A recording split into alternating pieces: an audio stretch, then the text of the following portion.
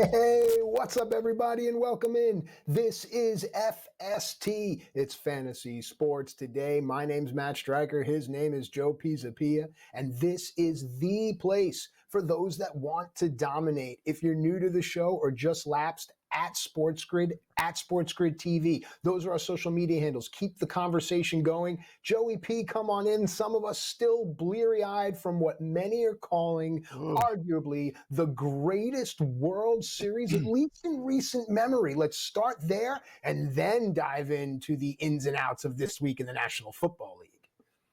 Matt, it's good if I'm staying awake on a Saturday night with the early show to watch every inning of it. And I did a couple of times where I was going to throw in the towel and I just couldn't quit it. I think it is the best World Series that I've seen in my lifetime, at least. And I know it seems like, prisoner of the moment stuff where we're like, that's easy to say. What about, 2016, the Cubs and the Guardians? And yeah, that was great. It's a very emotional one, but didn't have an 18-inning game that the other team that lost came back and won the next two games. I mean, the back and forth, credit to the Blue Jays, an absolutely incredible display of what baseball is supposed to be, right? I mean, this is a team that had their one star, but this was a team of role players that put the ball in play and just play baseball, right? Station to station, create runs. And then the Dodgers, the team that's, littered with stars, and those stars showed up, and Yamamoto going out there in that seventh game, taking them out and going 2 and change there after pitching the day before. I mean, that's absolutely incredible stuff. The Ohtani performance in that one game, too, with the multiple homers. Look, credit to both those teams. Major League Baseball, I think, was the big winner here on a Saturday night getting a Game 7. But I think it's the best World Series that I've ever seen in terms of back and forth and the drama, literally inning to inning and going into extras last night. Unbelievable. So tough loss for the Blue Jays, but I mean, they should have no shame in what happened. I mean, what were your thoughts on last night and this World Series as a whole before we turn the page to football? Because we got to talk a little bit we're a baseball show too during that baseball season, but right. Oh my goodness, last night, this whole last week and a half, unbelievable stuff. So what I really loved about it was putting aside the price tag of this World Series, putting aside the way the lines exponentially moved once the Jays got closer to closing this thing out. Doing this for a while, it made me realize how the book is giving people that last-ditch chance to get the Dodgers and bet on the Dodgers at a discount. But at the end of the day, there's a kid in me. I'm always looking at my inner child, not to get too zen, but the kid in me was on my own lap in a way. And I have a son and a daughter as well. But there was just something very emotional about baseball, and it always will be that way. And I thought about it as I was going to sleep. I want to take that happiness and that joy into today's wagering. I really want to dive in because I think at this point, I know there are people that are really down, there are people that are really up, but there's still a lot of us that are back and forth in the middle. Let's go into this week wagering, playing our fantasy with some happiness. And Joe, we have you. That's going to help. You're the author of the Fantasy Black Book, so you compound our happiness. But I just want to take that feeling, that energy from a great World Series and now transfer it on to a great weekend of football. Yeah, I think it starts off on a positive note of getting Lamar Jackson back Thursday night, which was great. He threw for 200 yards, did not look rusty at all. He only rushed for 15, but he didn't really need that. Lamar Jackson also threw for 4 touchdowns, 2 of which going to Mark Andrews. So guess who's back and relative again at the tight end position now that Lamar's back? Oh, wait, it's Mark Andrews. No kidding. I mean, the guy just catches touchdowns. It's Lamar's favorite guy in the red zone. So a great performance by him. This game was also kind of over and done with by the third quarter.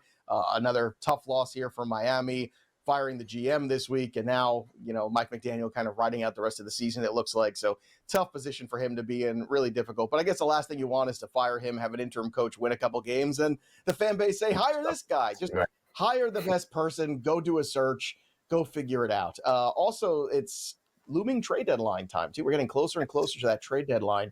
And it could be Breece Hall, could be Tony Pollard. So these are the times to make sure you're stashing guys like Tajee Spears. We'll talk about him later in the program. Also Isaiah Davis, if he's still out there on waiver wires, just in his insurance policies.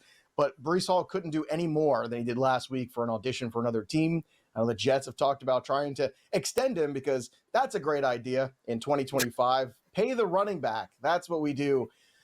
Oh, the Jets are going to jet no matter what we want to do. Even after a win, they're still going to jet. Puka Nacua, also good news. I'm so happy I finally have good news here at the top of the show. Yes. He is going to return. A short absence for him. He misses one game, then the bye week, and now he is back in action. So that's huge there for the Rams. They've got a cake matchup coming back, so hopefully no dust for Puka Nacua either. And then really important here, patience is being rewarded possibly today. TreVeyon Henderson last week certainly had some great moments. He could have touched the football more. We would like to see that. Yes, he did have a fumble, but on top of that, now you're getting Ramondre Stevenson out for today. Antonio Gibson already out for the year. So TreVeyon Henderson is the guy today for the New England Patriots. So here we are in the precipice of double-digit weeks, just like we've been the last couple years, where we start to see these rookie running back rooms start to turn a little bit in the rookies' favor. So let's watch the Broncos and RJ Harvey today. Let's watch the New England Patriots and the usage of TreVeyon Henderson. But this is huge. This was a player that I've tried to buy low on the last couple weeks in anticipation of this. And now it's looking pretty good. But Matt, it feels like, the New England Patriots, this is another feather in their cap for the future. Drake May has played terrific football. And now TreVeyon Henderson, who looked so explosive in preseason, is going to get a full run. What does that look like in your opinion? Give me the stat line today for TreVeyon Henderson. Go ahead. All right. An unfettered workload. And it's funny because I'm currently trying to negotiate. I'm a Tony Pollard manager. I've been trying to pluck TreVeyon Henderson from another manager in my league. But give me an over-under here of how many carries he's going to have and how many yards. I think he definitely can crack 100 yards if he gets the opportunity, and maybe he can get in there as well and give you a touchdown. But as far as the amount of attempts and carries, that over-under I'll pitch back to you. But I definitely think he's in line for maybe an 88 to 100-yard rushing day. Yeah, TreVeyon Henderson certainly in a good spot here today. And the lines obviously had adjusted quite a bit after we had the changeover with Ramondre Stevenson being out. Right now, the number is 54.5 that you're finding on the consensus line. 13.5 rushing attempts, anytime touchdown minus 105. And then the combo, 71.5 rushing receiving yards. I think the combo is very intriguing too. You have to move up a little bit, but again, it gives you that extra out, which I kind of like sometimes with some of these all-purpose running backs, which is what TreVeyon Henderson is. We know he can catch the football. We know that's not a problem for him. So we'll see what he does today. But it was good to see us starting here with some good news and some returning players as opposed to everybody being hurt all the time. Yeah, and when you say that, I immediately start to think of, full disclosure, I'm a Commanders fan, and it just can't seem to get this team in a full complement on the field. So I pitch back to you here, and I want to know what's Jaden Daniels' status. And then, talking about quarterbacks as well, we'll then move to the 49ers. And then lastly, back to the running backs, because there is a running back that is questionable or out, and there is a running back that everyone in the back room here, our producers, everyone is talking about his prop today. So, Joe, take it away. Well, let's start with the Commanders. No Terry McLaurin again, so a little bit more workload for Deebo Samuel in the primetime game, possibly. But Jaden Daniels will return, so that's good news. The health, obviously, a little questionable here, but he is going to be back at it. And look, everything went right for the Commanders last year, and everything is a little bit harder this year.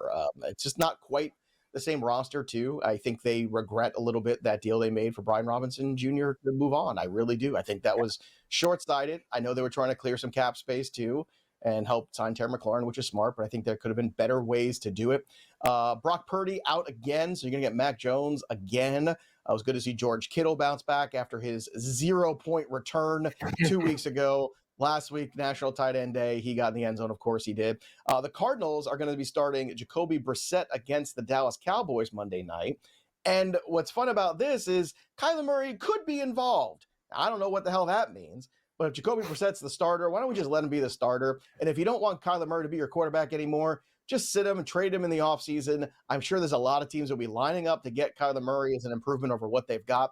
And DeAndre Swift is going to be out today for the Chicago Bears. Also, Roshan Johnson, which means Kyle Monangai, our guy, is going to get elevated. So patience with some of these running backs that we've really liked is starting to be rewarded as we turn the page into November, which is exactly the plan when you have these rookie running backs. When we come back, we're going to take a look at some of the fantasy over-unders. Who's going over? Who's going under? We'll tell you when we come back. We're just getting started here on SportsGrid. We'll be right back after this.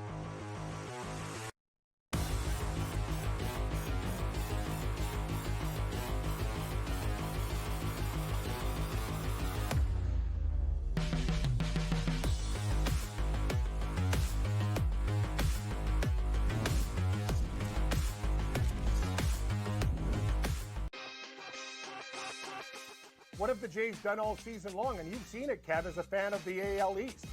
Yep. They get murdered or lose a heartbreaking game and come back and punch you in the face. Mm-hmm. They're not. It's what, like the old Jays team used to fold, and that's what I used to hate about them. These guys are different.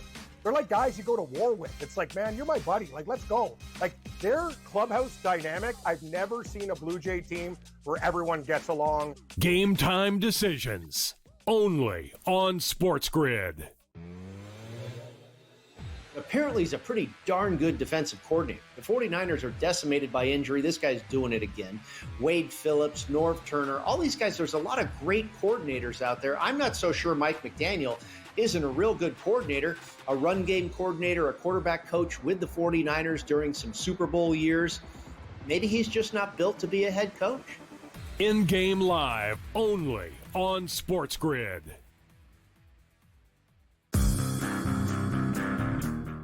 I think a divorce is coming. I don't think LeBron finishes the year with the LA Lakers. And the trump card he tried to play has backfired on him big time. And I'm here for all the smoke. I got my marshmallows, I got my skewers, I got the fireplace. I'm going to sit back, kicking my feet, and watch the LA dysfunction play out in real time. The Craig Carton Show, only on SportsGrid.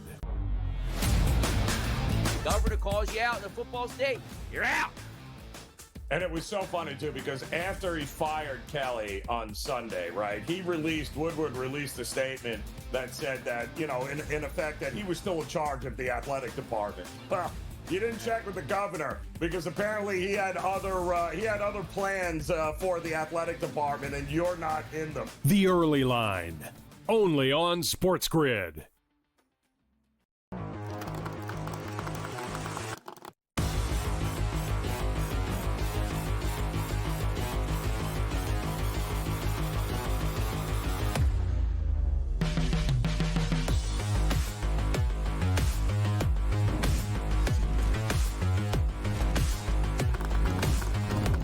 All right, welcome back into FST Fantasy Sports today. Matt and Joe with you here, giving you everything you need. And of course, a tip of the cap to the crew behind the glass, our team that gets this thing going. Sam Y, the sports guy. Today, I do believe he's doing it solo. TD Jake, MIA, but we shout you out, Jake, wherever you may be, and the rest of the team. And of course, all of you at SportsGrid, at SportsGrid TV, get in on the conversation.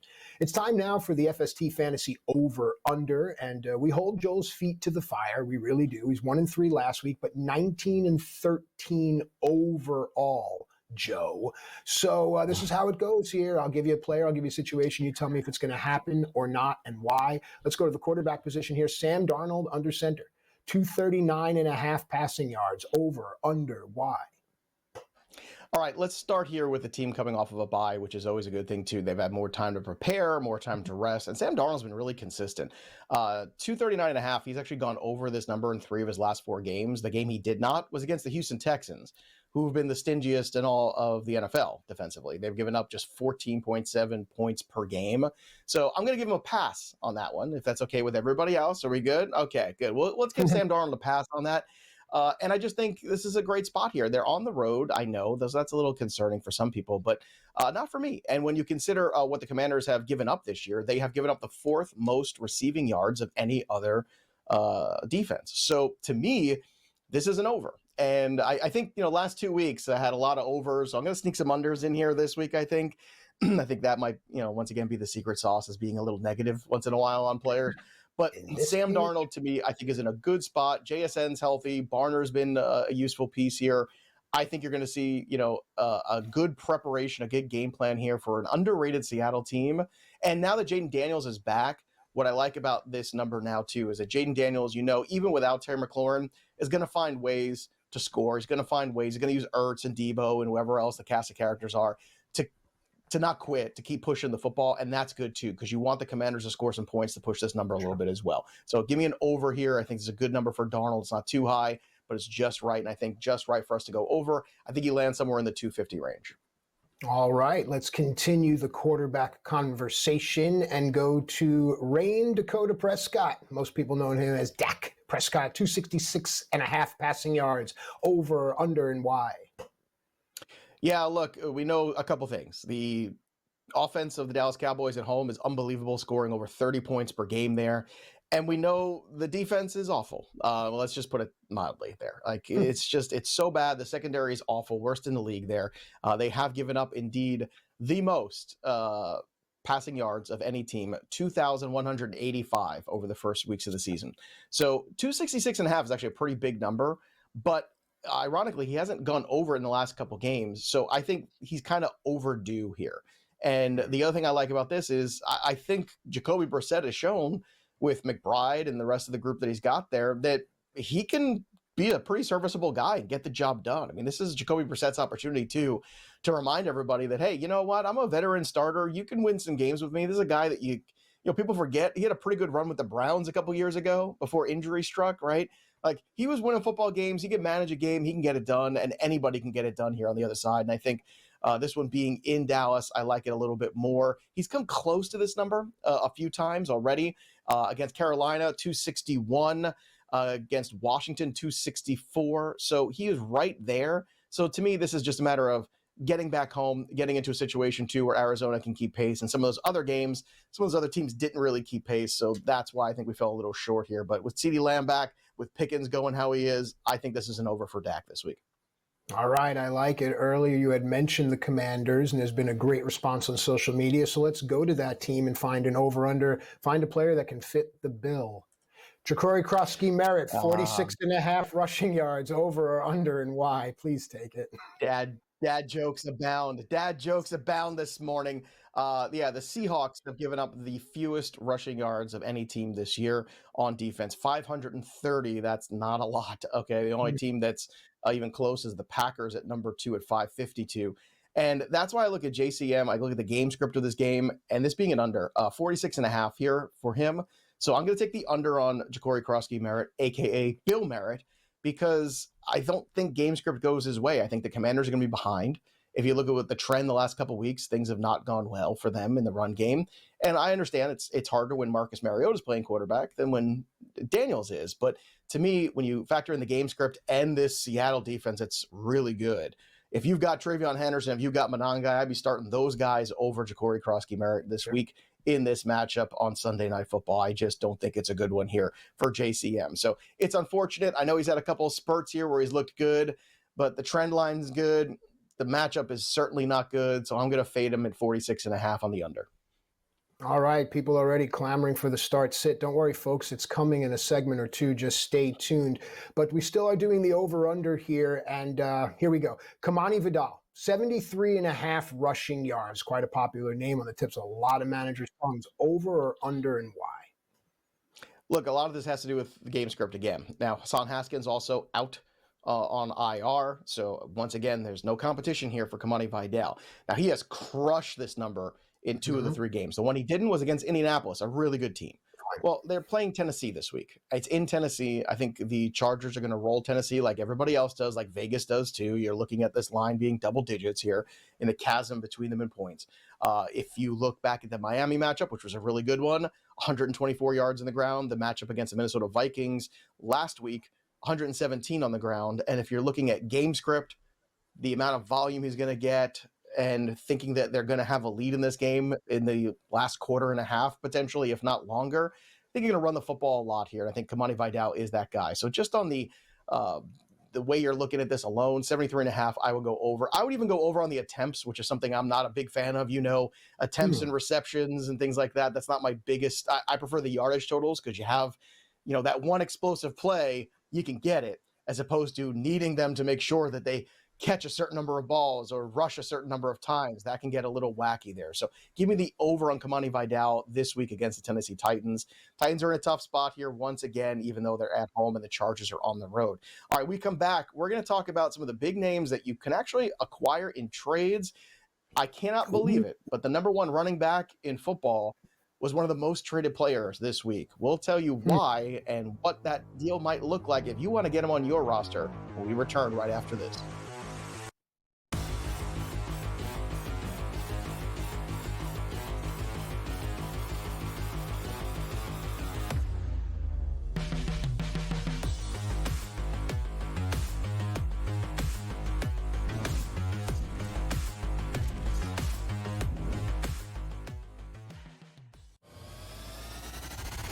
You see this team, and they're talking about A.J. Brown still.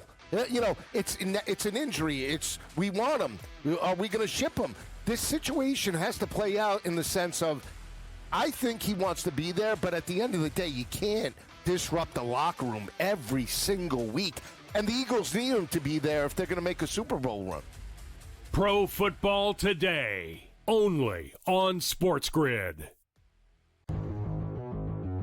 The playoff matchups for Asher Genty are not great. We start to look ahead. I know it's early, but it's not that early. So Genty, I think, is still a better long-term guy than it is maybe a redraft situation, especially with the schedule maps out. But I don't see a lot of games where he's potentially in a situation where the Raiders are ahead and running the football a ton, if you know what I mean. It's kind of tough out there for the Las Vegas Raiders. Fantasy Sports Today, only on SportsGrid. Are they chanting? Is it over? Does he They'll be accept gone the by resignation? halftime. No, Are they chanting fire, Brian, probably. Kelly? Yeah, Clap, why, clap, it would clap, be clap, it clap. would be warranted. It would be. I mean, you won a national championship in 2019. You're getting top 5, top 10 recruiting classes each and every year. You had the quarterback back to back to back to back. How many more chances are you going to get? I mean, really, what are we doing here? SportsGrid's College Football Today. One playoff win, and it's been a train wreck in every other year. But if we all agree that he was right in how he handicapped the quarterback talent coming out of that draft, and they got the right guy, and I think we all do agree on that, then what's the benefit of bringing a totally new voice into the room to now be the coach of Jackson Dart? The Craig Carden Show, only on SportsGrid.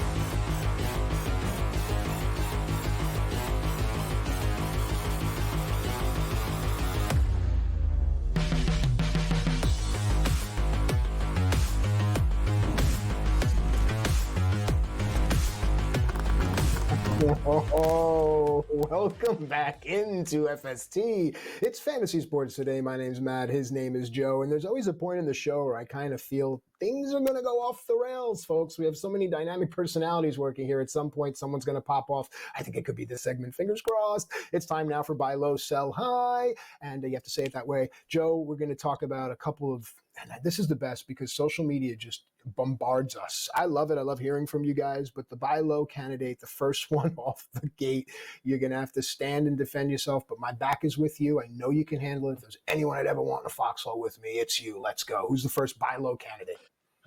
Well, I can't believe it, but people are losing their mind and they're trading Bijan Robinson. And I can't understand it. Look, I get it. Last week was super disappointing. I know it should have been a smash spot. I get it. We all understand what's happened here, and it's been disappointing with Bijan the last couple weeks, to be honest. So we had the game against San Fran where he's held to 40 yards rushing. Okay, whatever. He still had 6 catches for 52 in that game. It's still pretty good, and he still had a touchdown. And then last week against Miami, a terrible game, 9 for 25. But let's also put it in context. Drake London was out last minute. Kirk Cousins had to take over a QB. And I think the game plan just became stop Bijan Robinson, and that's a simple thing. Even Miami, you could just stack 8 in the box and try to do, and they did. And they also got up early on the Falcons, and game script kind of got away as well. So the fact that people have given up on Bijan Robinson and some of these trades that I've seen for him is absolutely absurd.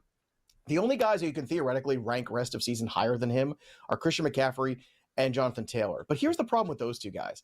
Christian McCaffrey has 196 touches already. Let me say that again. 196 touches. He is leading the league right now. As a guy historically who's had some injury issues, this is a lot to be concerned about. I'm not saying you're trading him away. I'm just saying that's something you have to keep in the back of your head. And Jonathan Taylor's at 168. That's the next second closest. And I don't think you want to trade any of those guys. But if you can get the third and arguably the best, youngest running back the rest of season in Bijan Robinson, you got to do it. So what does that trade look like? I think it looks like you're trying to probably give another running back, someone in that, I would say, Javonte Williams sort of realm, maybe an Ashton Genty plus a wide receiver. I think that's the kind of deal that might be able to get you Bijan Robinson, which I think is absurd. And then the other guy that I want to buy low on, I already talked about it. I don't know if the window is closed, but it's certainly getting tight, which is Travion Henderson. I do think that eventually the talent just wins out. The draft capital just wins out of Travion Henderson, where Henderson is by far the more explosive back, by far the big playmaker. And if you can add that dynamic to this Patriots offense, the way Drake May's been playing, I think they're not only a playoff team, but a dangerous one. And I think it's you watch them defensively, how they've come together the last couple of weeks. That's going to be a big test. They're going to have the Falcons. The Falcons are a pretty good defense this week. It's going to be, at home here. But Trayvon Henderson, how he looks today in that workload, if he smashes it, that window's going to be closed. So this is kind of your last morning to trade low potentially and buy him and see what he looks like rest of season. Because if I'm right, Trayvon Henderson could be potentially a league winner in 2025. All right. While we are making deals, we've identified our targets, but now we have to think to ourselves, which assets are we looking to shed? So give me some sell high candidates, and maybe if we have time, try to put together a blockbuster deal for us. Yeah, I mentioned earlier, Ja'Cory Krosky-Merritt doesn't have a good matchup this week. The following week, he gets Detroit, and then they've got Miami and a bye. And the last 2 weeks, 33 rushing yards, 25 rushing yards. Ever since that big game against the Chargers for 111, it's kind of been mediocre. He's not working a lot in the passing game either. And I think there's still this feel of, Jaden Daniels is going to come back and fix everything. I don't know if he can fix the run game of the Commanders necessarily. So I just want to put that out there. I don't like the schedule. I don't like the fact he still got that bye coming up. So if you've got Ja'Cory Krosky-Merritt, I don't want to play him this week. I don't know if I want to play him next week. And then I got one more week to the bye. It feels like there could be some more useful players. I'd rather have Kamani Vidal for the next 4 weeks than Ja'Cory Krosky-Merritt. I don't know if you can pull that trade off, but you can certainly give it a shot. And then the other guy, too, to consider is Tony Pollard, because I think Pollard's in a spot where, again, if he gets traded or some of these rumors where he might, that gives him some artificial value. But if he ends up staying there with Spears, it does feel like it's starting to be really more of a 50-50 split, and that's not the greatest scenario. And Tony Pollard's had a good year. He's had a couple strong seasons, stringing together a couple 1,000-yard rushing seasons in a row. So I want to give credit. Tony Pollard can help, I think, a lot of contending teams that are looking for some running back health.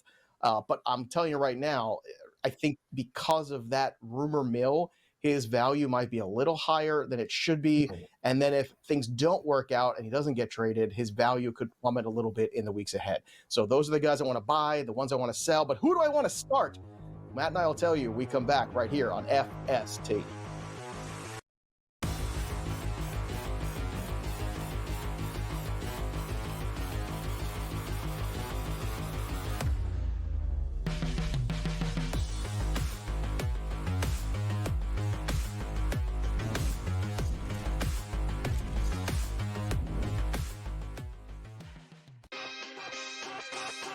There's a far longer track record of the Chiefs laying huge numbers and not covering them with Mahomes than anything on the contrary.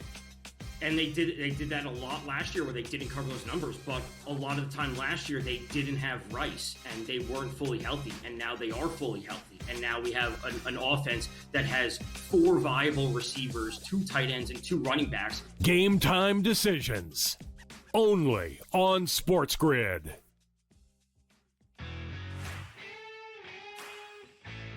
They didn't panic. They played like a championship team. They came back and destroyed them, probably cost Brian Kelly his job at least a week earlier than it might have happened before.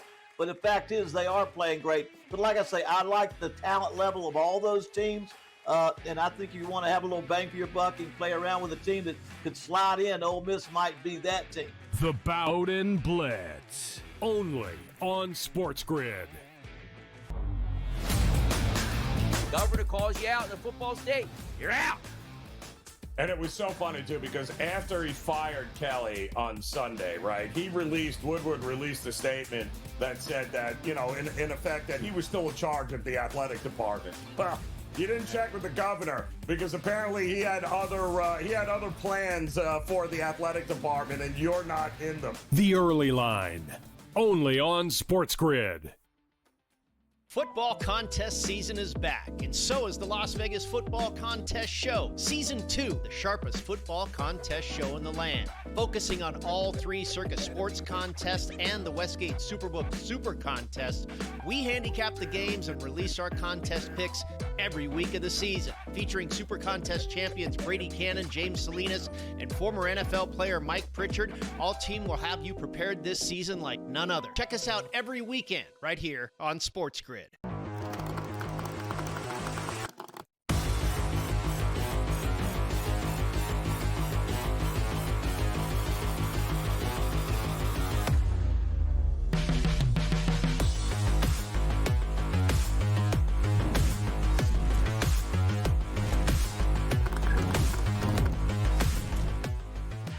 Welcome back into FST Fantasy Sports Today, where we cannot contain our laughter. We are having a good time, folks. We hope you are as well. It's time now for the FST Start Sit. We're taking your questions at SportsGrid, at SportsGrid TV. Keep the conversation going all day long. Let us know your winners and your losers, okay? Here we go. All right, Joe, this one's coming in. It's a running back question. You've been talking a lot about Tony Pollard, so it begs the question about Tajay Spears. So Tennessee has the Chargers today. You believe that the Chargers will roll Tennessee, or Aaron Jones. Great matchup. Minnesota is at Detroit. Is it Aaron Jones or Tajay Spears? Who do you start? Who do you sit? Go. Yeah, this is a tricky one because I think on the surface, and you'll even see in the consensus rankings on Fantasy Pros, that Aaron Jones is ahead of Spears by a couple spots. But I don't know if that's correct. I think when you have McCarthy coming back now too, he hasn't played in a couple weeks. He's played 8 quarters of football, and only one of them has been good. Let's be honest. And I like JJ McCarthy. I'm a fan, and I want him to succeed, and I think he's capable of succeeding. That's a lot of ifs. So what am I looking here for in Week 9? I'm looking for floor. And I think Tajay Spears gives me that floor that I'm looking for. And if you're looking at what he's done and how I said that Tennessee backfield is starting to go a little bit more 50-50, last week, 9 carries for 59 yards. He also caught 3 of his 3 targets for 23. He also had a touchdown. So Spears, unfortunately, after this week has a bye. But I think that also makes him an intriguing purchase on a lot of teams. I would be looking to acquire Tajay Spears if he's out there on the waiver wire. I know in a lot of leagues he still is. I'd be picking him up. We'll talk more about that a little later. But it's that unknown factor of J.J. McCarthy right now that I just can't get past in a situation where it's a tough environment to play in Detroit. It's a big game in division. So I'm going to take Spears here in the floor because I think it's a little bit safer than the unknown of Aaron Jones with McCarthy back under center and a very negative game script here for any running back.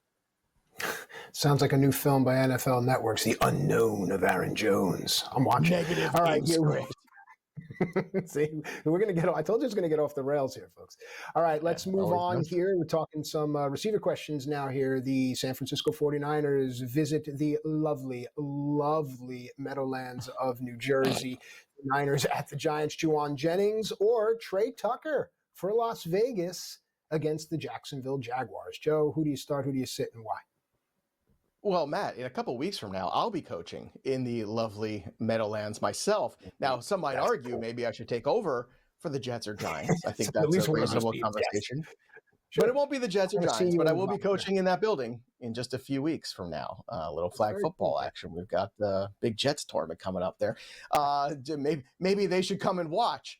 Maybe Aaron Glenn, I could take you under my wing a little bit, and we could show you a couple plays. You could take some things from the playbook. Just saying, can't hurt. Can't hurt. Look, Juwan Jennings here with Mac Jones, or you got Trey Tucker with Geno Smith. What could go wrong here with any of these? Once again, I think we're going to play matchup here. I'm going to lean towards Juwan Jennings. Now that he's a little healthier and back a few weeks and back in the flow of things, I'm going to lean towards Jennings. Trey Tucker really is that guy that had that one splash game. And with Brock Bowers now back healthy, I just don't know if there's enough targets to go around where I feel comfortable with Trey Tucker. I'm sure there's a world where Trey Tucker can outscore Juwan Jennings in this matchup against the Jaguars today, which, by the way, the Jaguars now have Travis Hunter on IR, which is so frustrating. More frustrating for me because I traded for him earlier this week before that news broke and he got hurt in practice. So the trend line was he was taking over kind of in the bigger role at wide receiver. And now, unfortunately, he's going to be out for at least 4 weeks, and we still don't know exactly what's going on with him. Good times, Jaguars. So I'll take Juwan Jennings here just because, again, too many questions. What does it look like with Bowers returning? It's just a tough spot here for Trey Tucker. So give me Juwan against the Giants. That defense continues to give up points. All right, Joe, we move on. This next question is about the tight end position, and you are affectionately known in the hallways of SportsGrid as the tight end whisperer. That sounded so funny. I didn't even think about how that was going to sound. Well, Matthew, is that because I was the number 1 tight end ranker in 2024 on Fantasy Pros? Because I was number 1 at the tight end position. Nobody knows tight ends like this guy right here. He embraces it, the tight end whisperer. I love you. Oh, I embrace it all right. Joe is awesome. All right, here we go. Tight end question. Dalton Kincaid, great matchup here. Buffalo versus Kansas City. So much riding on this game. The eyes of the football world upon it. Or Zach Ertz, Washington against Seattle. Daniels will be back, and maybe he'll need a little safety blanket. Your thoughts? This is tough because everybody knows that I actually do. I like Zach Ertz a lot, and I'm a fan. I'm going to play the total here with Kincaid and just hope for the best. Keon Coleman hasn't stepped up. Josh Palmer's injury, Somebody get Josh Allen some more help. That's all I can say. Please, for the love of God, somebody get Josh Allen more help. This fanciness we keep doing every year now since Stephon Diggs left, it's not enough. You need somebody who can make big plays, and they don't have it. And Kincaid's been pretty good. Now, again, the health has been a little bit questionable the last couple of weeks, but everyone, is coming in for this game. All hands on deck here. I love Zach Ertz, especially with Daniels. He's got a lot of touchdown equity, but I'm going to lean towards Kincaid and just play the total here and hope for the best, but this one is razor thin. I think both are startable this week for sure, but Kincaid would be my slight lean. All right, next we move to some, I believe both are home cooking quarterbacks. Yeah, all right, so here we go. Jordan Love for Green Bay. They've been incredible at home against Carolina. It's no guarantee, but the Pack should win. Or Jared Goff, the indoor cat, in a great divisional matchup against the Vikings.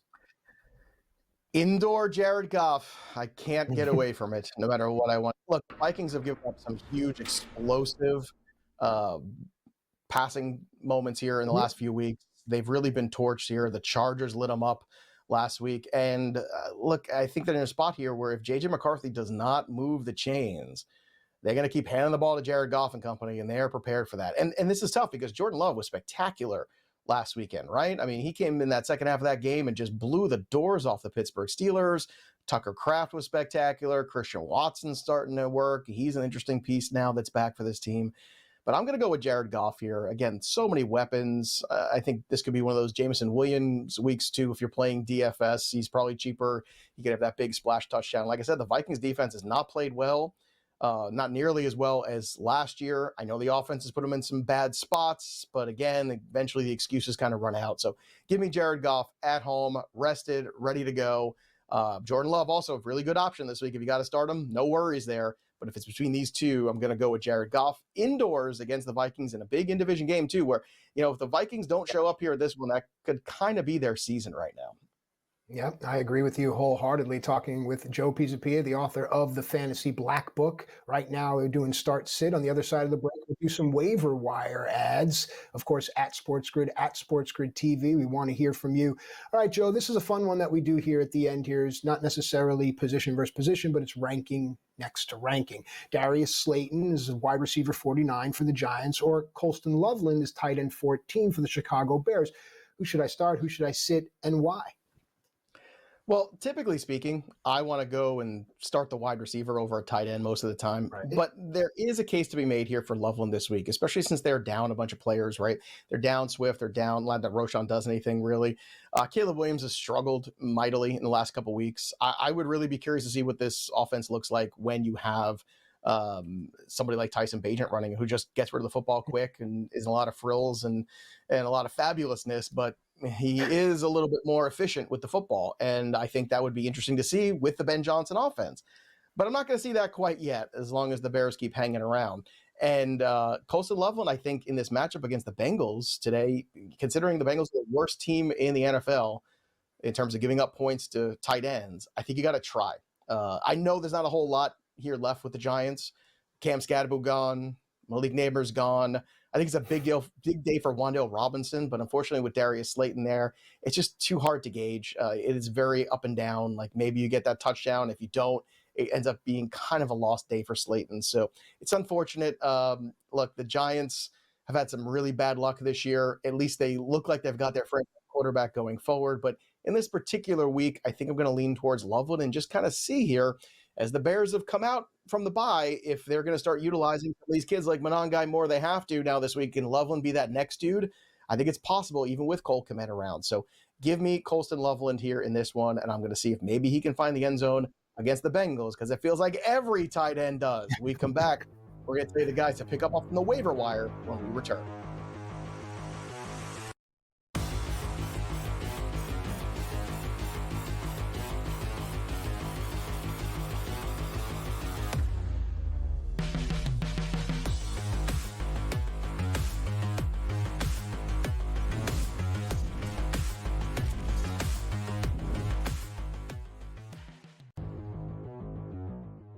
This is a guy we should be adding.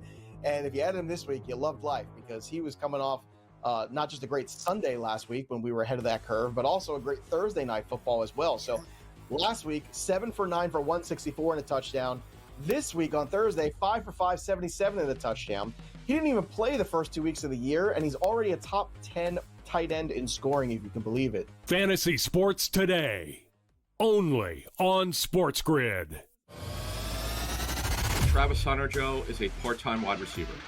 As I've told people from the moment he was drafted, there is zero chance long-term that they'll continue to do this in terms of playing offense and defense. They're going to have to pick a position with him.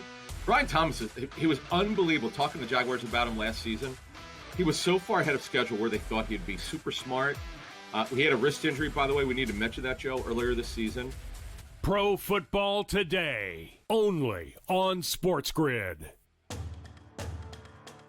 SMU is undefeated. You got Louisville that knocked off Miami. Miami has one loss. There's multiple teams that potentially can make a run for an ACC championship.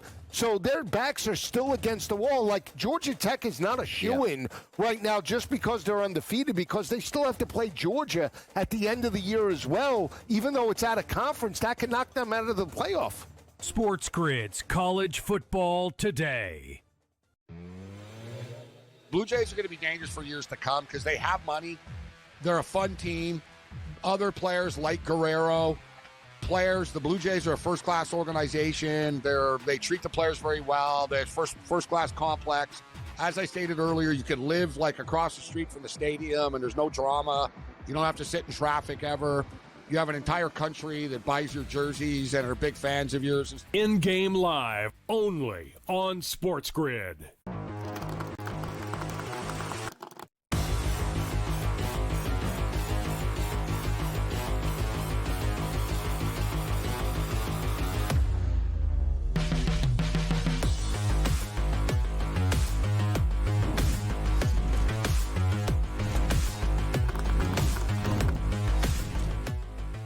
All right, welcome back into FST Fantasy Sports Today. Matt Striker and Joe Pisapia with you here, giving you everything you need in order to dominate. It's time now for the waiver wire. And if you're just tuning in or you're new, at SportsGrid TV. Those are our social media handles. Get in on the conversation. We love to hear from you all day.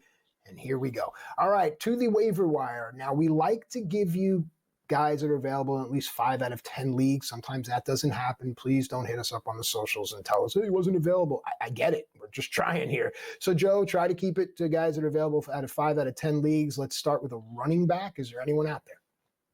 Yeah, believe it or not, Kareem Hunt is still available in 60% of leagues. And that's a consensus. Again, this is taking from Fantasy Pros, Yahoo, it takes Sleeper, it takes ESPN. And I understand, in a 12-team league, Kareem Hunt is not available, especially after the Pacheco news earlier this week. But if for some reason, even in an 8-team league or a 10-team league, he's available, he's a streamer this week. And I'll tell you why. The touchdown equity in a high total game. And he had 2 touchdowns last week. I know Brashard Smith is a guy that we'd all like to see work a little bit more. I think he has Jerick McKinnon plus kind of upside in that offense if they would just give him the ball more. And they might have to this week. But this is a very important game, and I just don't think that Andy Reid is going to trust it too much to the rookie. I'd be surprised if he did, pleasantly, but I don't think that's going to be the case. So I think he's going to see a lot of Kareem Hunt in this one against the Buffalo Bills, and I do think he follows the end zone as well, plus 110. So Vegas kind of thinks that as well. He's had multiple touchdown games here in 2 of the last 4 weeks. So Kareem Hunt is that guy around the goal line, and if he's working more, there's a better chance that he's going to find the end zone at least once in this one against the Buffalo Bills. So give me Kareem Hunt off the waiver wire. I get it. He's not available in your league, but according to the numbers, he's available in some. So anywhere where he is absolutely streamable this week as a flex guy or even as an RB2 if you're really desperate. And it is great advice, but let's address those that are just going to their wire now and are seeing that Kareem Hunt is rostered. Do you have another running back within the same availability to which we could pivot? Yeah, it's Tajay Spears at 46% rostered. I already mentioned before, it feels like Spears, now that he's healthy, is starting to get the quintessential, let's look to the future and see what we've got here in Tajay Spears, as the Tennessee Titans are already playing for 2026 and starting to evaluate what's on their roster. So Spears is in that column right now. And again, if Tony Pollard ends up getting traded, Spears becomes really useful. He becomes a high-end RB2, very much so. Even in an offense that is lackluster like the Tennessee Titans, you can absolutely see Spears having a big role. And Spears does catch the football too. He's useful in PPR leagues. Again, this is a player that's rostered in almost half of leagues right now, but anywhere where he was dropped or anywhere where he might have had to be dropped because people had roster crunches with Bipocalypse last week and some other issues going on, pick up Spears. That's a guy that you want on your roster, and I know some of these leagues too where people stop paying attention to waiver wires and get closer. Oh, it's the Halloween week, and the next thing you know, oh, it's Thanksgiving, and people don't have time. This is the time where you can keep stashing guys, and Spears is one of those RBs you must stash on your rosters and on your bench, and even has some low-end potential this week as a starter. All right, that's a great pros tip from Joe Pisapia. And another pros tip that I've heard is right around now in the season, you start to look at the entire waiver wire pool and you look for those players that injuries made the rest of the league forget. And you can really get star players on a discount. So let's pivot to wide receiver and see if there's anyone out there that fits that profile. Joe? I promised myself I wouldn't do this again after last year. I promised myself I wouldn't Christian Watson. But I have no choice now. We've had too many injuries here, and Christian Watson returned, and last week he caught 4 of his 4 targets, which is what you want him to do, for 85 yards. It was averaging 21 yards a catch. And Christian Watson right now is in a wide receiver room where Matthew Golden hasn't quite come on as quickly as we wanted. Dontavian Wicks isn't a big thing. Romeo Doubs is okay, and Jaden Reed is still hurt. So Christian Watson has an opportunity here to be an alpha dog, and it's a good matchup against Carolina today. Like, there's just no way around this. And he is available in 80% of leagues right now. So if Christian Watson's out there in your league, you got to pick him up because he can help you in these upcoming bye weeks. To me, he's at worst right now a flex start, if not even a wide receiver 3 potentially in this matchup against Carolina today. We know what kind of talent he is, and this has always been my struggle with him. It's always been the health of Christian Watson and the ability for him to get target share. And that's been a struggle for him. Now, will it be a struggle today? We don't know. But I think at this stage, in what the Green Bay Packers look like, what that wide receiver group looks like, it's worth taking a risk. You could sneak him onto your team right now, Sunday morning, stash him there, even play him if you want to. Again, I think the Carolina matchup is a good one. But Christian Watson has big playability. He doesn't have to catch 8 balls for him to be effective. He just has to get that one big one, and we all know how good he can be. So think of it as, Jameson Williams, if you got him on your roster and you can handle a guy like that sometimes, he's the Green Bay equivalent, right? He's that big play guy that's going to show up in big spots there. He's not a big volume guy necessarily, but in terms of playmaking, he's probably the best playmaker they have in that wide receiver core. All right, Joey, my man, you teased talking in depth about this player earlier. Now we have some time. Let's dive into a tight end on the Chicago Bears who seems to have the world right in front of him. Yeah, look, Colston Loveland is another one, too, that if you're hurting a tight end, I would stash him this week. You can stream him. We talked about it, right? We talked about, if you're in a really bad spot with injuries, Travis Hunter got hurt, this guy got hurt, DeAndre Swift, all in your same roster. Loveland's got a great matchup against the Bengals today, so he is streamable. Then Cole Kmet also could be working in this one, too. But I think you want to see, when you draft a tight end this high, I think you need to start utilizing him in the second half of the season and see what you've drafted. I think Ben Johnson wants to do that. He's available in 75% of leagues. Look, Gadsden came off that waiver wire. I think if Loveland has a big game, people are going to spend on him next week. So I think what you're looking to do here is get ahead of the game here, stash him now. If he has a big game against the Bengals, you can either use him in the following weeks or use him as a trade chip to get you something else you need more if you already have tight end.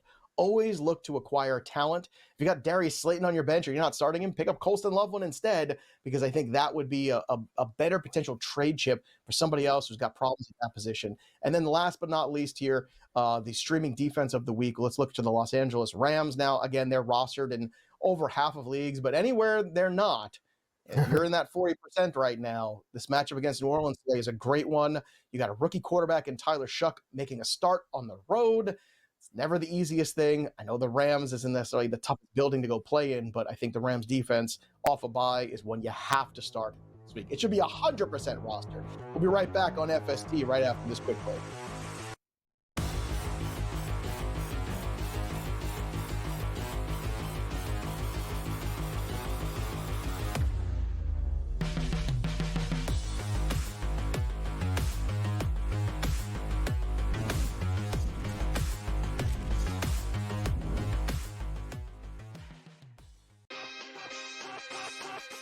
What have the Jays done all season long? And you've seen it, Kev, as a fan of the AL East. They get murdered or lose a heartbreaking game and come back and punch you in the face. They're not. It's what like the old Jays team used to fold, and that's what I used to hate about them. These guys are different. They're like guys you go to war with. It's like, man, you're my buddy. Like, let's go. Like, their clubhouse dynamic, I've never seen a Blue Jay team where everyone gets along. Game time decisions. Only on SportsGrid. Apparently, he's a pretty darn good defensive coordinator. The 49ers are decimated by injury. This guy's doing it again. Wade Phillips, Norv Turner, all these guys, there's a lot of great coordinators out there. I'm not so sure Mike McDaniel isn't a real good coordinator, a run game coordinator, a quarterback coach with the 49ers during some Super Bowl years. Maybe he's just not built to be a head coach. In-game live, only on SportsGrid.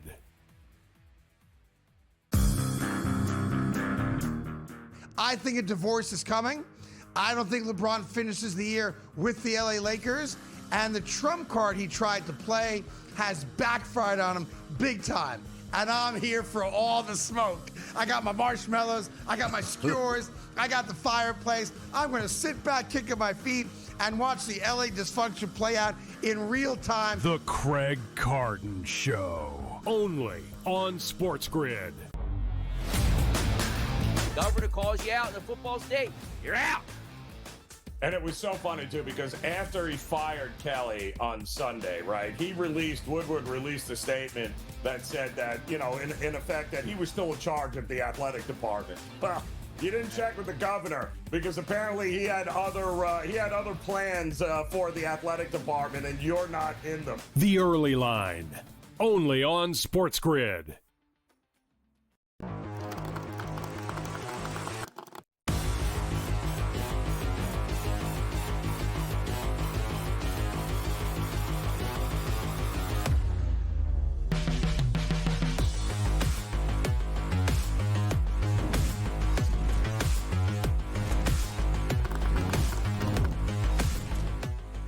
All right, welcome back into FST Fantasy Sports today. Matt Striker and Joe Pisapia with you here, giving you everything you need. And of course, stick around because there's always great programming following us here. Remember, it's smarter to be on SportsGrid. And now that we have turned the clocks back, a public service announcement, make sure you get out in the sunlight or at the very least supplement your vitamin D. Seasonal affectation disorder is a real thing, and I don't want anyone to suffer. Joe, give me 3 things you're looking forward to this week. Maybe today you're looking forward to a couple of games, some players. What's on your mind?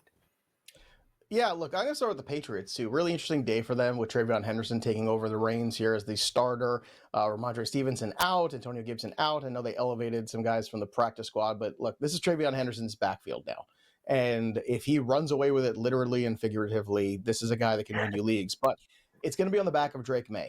And I want to talk for a second about how good this guy has been, because it's been the talk of the league, and Josh McDaniels has done a phenomenal job of cultivating this young quarterback who asks the right questions, and McDaniels has the right answers. If you look at the last 3 weeks, too, he's finished as QB2, QB10, again, against the Titans in a game that was a blowout, so they kind of took their foot off the gas there. And then last week against the Cleveland Browns, a pretty tough defense. Last time I checked, a defense that actually had Myles Garrett sack him 5 times. He still finished as QB2. So there's a lot of guys that would get sacked by Myles Garrett 5 times in a game and fold up and disappear. Drake May is not one of those guys. And I think for a second-year quarterback, first time as a full-time starter in a season, it's pretty impressive what he's been able to do. And not just in fantasy, but look what he's been able to do in terms of leadership, too. He's QB5 on the year. Now, this is a test. Make no mistake about it. The Falcons coming off an embarrassing loss at home. It wouldn't shock me if the Falcons covered in this game today, especially with Penix back under center and with, Bijan Robinson being quiet last week. So it's going to be a tough one here for New England, but Drake May, I think, is up for the task. The next one here is the Indianapolis Colts, and I've been saying it for a while now. The Colts aren't just AFC South, you're adorable good. They're good. And I think it's taken the rest of the league a long time to catch up to this notion. And I think they have a false narrative here. Well, the Colts are good for a team in that division and the teams that they play. Nah, they're good. They're just good. And I think the Pittsburgh Steelers are going to find that out in the worst way. Jonathan Taylor is rocking and rolling right now. I think he's going to score 2 touchdowns again this week. The Pittsburgh Steelers defense has not been good. They are the highest paid unit in the NFL. And that embarrassment on prime time, in that second half of that game, Jordan Love put on them, man, that is tough right now. And I don't know if they have a fix necessarily. I think there's a lot of problems with the Steelers. The Steelers could have really separated last week from the rest of this pack. Now you have Lamar back. There's definitely a path here for the Ravens to win this division again. So I'm telling you right now, I think Indianapolis, I told you a couple weeks ago, Indy on the road should have been the favorite against the Chargers, and they weren't. What did the Colts do against the Chargers? They beat the snot out of them, right? And Lou Anarumo's done a really good job with this defense. The offensive line is really playing terrific.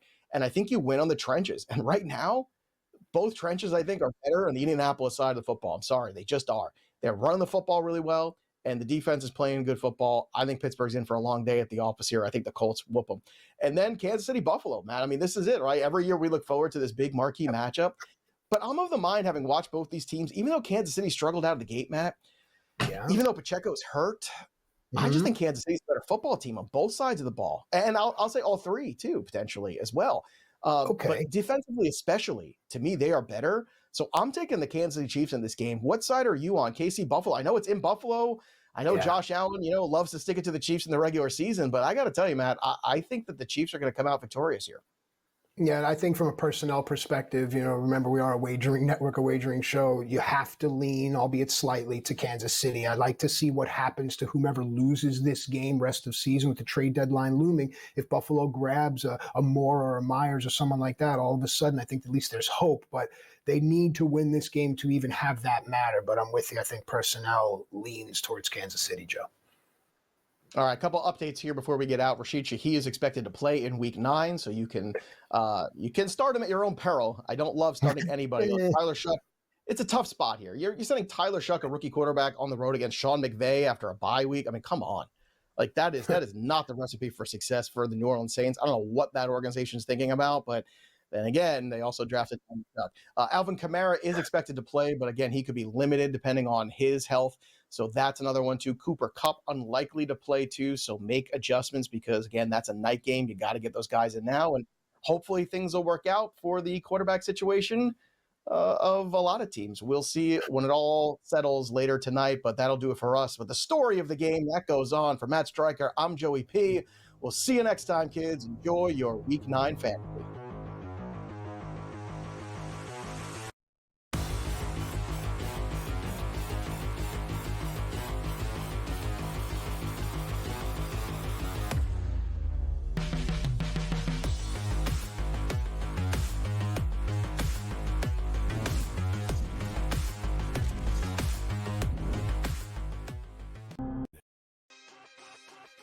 What have the Jays done all season long? And you've seen it, Kev, as a fan of the AL East. They get murdered or lose a heartbreaking game and come back and punch you in the face. They're not. It's what like the old Jays team used to fold, and that's what I used to hate about them. These guys are different. They're like guys you go to war with. It's like, man, you're my buddy. Like, let's go. Like, their clubhouse dynamic, I've never seen a Blue Jay team where everyone gets along. Game time decisions, only on SportsGrid. Apparently, he's a pretty darn good defensive coordinator. The 49ers are decimated by injury. This guy's doing it again. Wade Phillips, Norv Turner, all these guys, there's a lot of great coordinators out there. I'm not so sure Mike McDaniel isn't a real good coordinator, a run game coordinator, a quarterback coach with the 49ers during some Super Bowl years. Maybe he's just not built to be a head coach. In-game live, only on SportsGrid.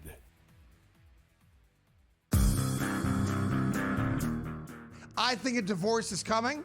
I don't think LeBron finishes the year with the LA Lakers. And the trump card he tried to play has backfired on him big time. And I'm here for all the smoke. I got my marshmallows. I got my skewers. I got the fireplace. I'm going to sit back, kicking my feet, and watch the LA dysfunction play out in real time. The Craig Carton Show, only on SportsGrid. Governor calls you out in the football state. You're out. And it was so funny, too, because after he fired Kelly on Sunday, right, Woodward released a statement that said that, in effect, that he was still in charge of the athletic department. Well, you didn't check with the governor because apparently he had other plans for the athletic department, and you're not in them. The Early Line, only on SportsGrid.